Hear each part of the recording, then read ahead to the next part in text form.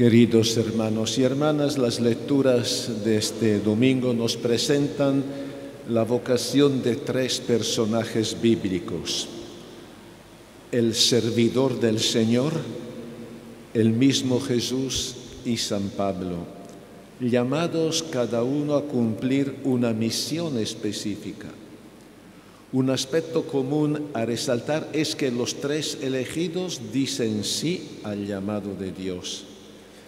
El primer personaje presentado por el profeta Isaías es el servidor del Señor, al que Dios tiene reservada desde el seno materno la misión de reunir a los israelitas desterrados en distintas regiones y llamarlos a la conversión de sus infidelidades e idolatrías, renovando la alianza con Dios. En el cumplimiento de su misión, el servidor del Señor choca con la indiferencia y el rechazo de los israelitas, como demuestra su desahogo, lo hemos escuchado. En vano me fatigué, para nada, inútilmente he gastado mi fuerza. Pero, a pesar de las hostilidades, encuentra la fuerza de seguir adelante, porque experimenta la cercanía y el auxilio de Dios. Mi derecho está junto al Señor. Y miren qué palabras preciosas ahora. Yo soy valioso a los ojos del Señor.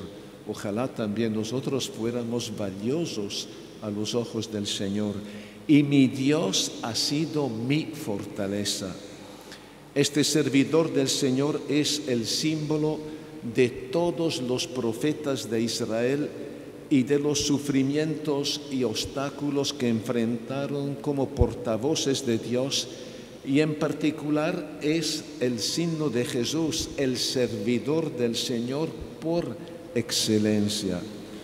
En efecto, Jesús, en el cumplimiento de la misión recibida del Padre de anunciar la buena noticia del reino de Dios, con el poder de liberar a los poseídos por los espíritus malignos, de perdonar a los pecadores y de sanar a los enfermos, es rechazado por las autoridades civiles y religiosas.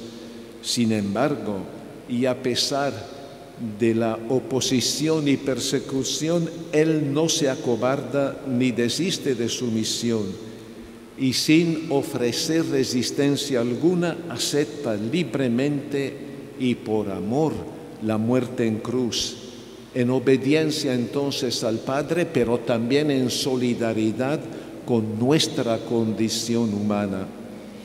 De esta manera Jesús llega a ser la luz que disipa las tinieblas y oscuridades del pecado, los miedos y las turbaciones de la humanidad, trayendo la salvación a todos los pueblos. Yo te destino a ser luz de las naciones para que llegue mi salvación hasta los confines de la tierra. Y el Evangelio de hoy nos muestra a Juan el Bautista, que presenta a Jesús con la imagen muy presente en la Biblia.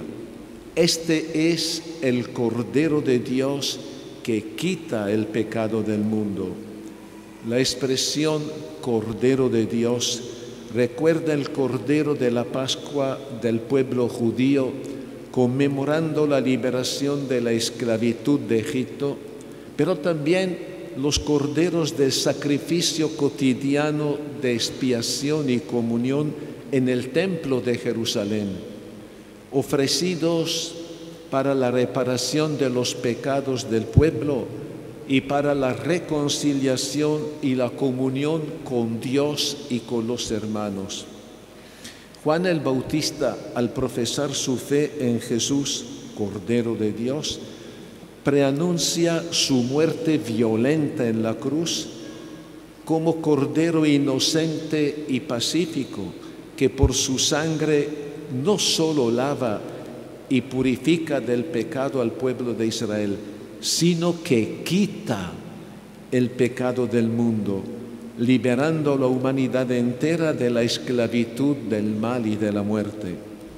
Jesús quita el pecado, no los pecados, es decir, el pecado que está al origen de todos los demás. Es el pecado de desconocer el reinado de Dios, el pecado de la soberbia y del orgullo de creerse iguales a Dios y dueños de su propia vida y destino, el pecado de la autosuficiencia que hace prescindir del Señor y de su plan de salvación. Es el pecado de la desobediencia a su voluntad para vivir según sus propios caprichos y antojos, el pecado que lleva a la muerte espiritual. Es el pecado original, no en el sentido de que es el primero en el tiempo, el que ha cometido la primera pareja humana engañada por el maligno, sino que es el pecado que causa y subyace a todos los pecados de los seres humanos. Pero Jesús no se conforma con perdonar los pecados, sino que quita este pecado de nuestra existencia, poniendo en nuestro ser el germen de la vida divina y eterna. Es el Cordero de Dios ofrecido en la nueva Pascua, la nueva alianza que supera la antigua y anula de una vez por todas la sangre de los animales. La certeza de que Jesús nos ha liberado y redimido del pecado para que seamos hijos de Dios, que compartamos su vida y caminemos en su amistad, nos colma de gozo y esperanza y nos fortalece en la vivencia de nuestra vocación cristiana, saber que contamos con Él. Y este es el llamado que nos hace también San Pablo, el tercer personaje que nos presenta la palabra de Dios. En su saludo inicial de su carta a los cristianos, Pablo se presenta como apóstol de Jesucristo por voluntad de Dios. Dios que lo llama a anunciar su palabra a todo el mundo. Enviado entonces a anunciar la buena noticia de que hemos sido santificados por Jesucristo y que estamos llamados a ser santos en el nombre de Jesús. Santificados significa salvados, es lo mismo. Por eso estamos llamados a ser santos, a vivir conforme a esta nueva realidad y dejar a un lado el espíritu mundano. Pablo nos da el ejemplo de pecador y perseguidor de Jesús, se convierte en su discípulo y apóstol que entrega toda su vida a anunciar el Evangelio, superando toda clase de persecuciones hasta derramar su sangre por el Señor. Siguiendo entonces el ejemplo del servidor del Señor, de Jesús y de San Pablo, también nosotros estamos llamados a decir nuestro sí a Dios que nos ha llamado a ser cristianos, a anunciar la buena noticia de Jesús que por amor ha muerto y resucitado por nuestra salvación. Llamados a testimoniar que por la gracia del bautismo nosotros somos partícipes de la vida y misión de Jesús. Nuestro sí a Dios implica un cambio radical en nuestra manera de pensar y de actuar, a tener una mirada de fe sobre nuestra vida personal, pero también sobre la sociedad, donde todavía está presente el pecado, aunque no se lo llame pecado, nosotros llamamos males o delitos. Este es el mal de las divisiones en las familias, de los feminicidios e infanticidios, de la pobreza, de la explotación, de la marginación y de la violación de los derechos humanos. Es el mal de la violencia y de las armas, de la destrucción de los bienes e instituciones del Estado, de la falta de respeto del otro, de las descalificaciones personales, de los enfrentamientos, de los atentados a la paz y a la convivencia fraterna, el mal del desprecio de la justicia, la libertad y la verdad. La palabra de Dios de hoy nos afianza en nuestra fe en Jesús, el Cordero de Dios que quita el pecado y los males del mundo, y nos anima a descubrir la presencia liberadora del Señor en medio de esos peligros y dificultades.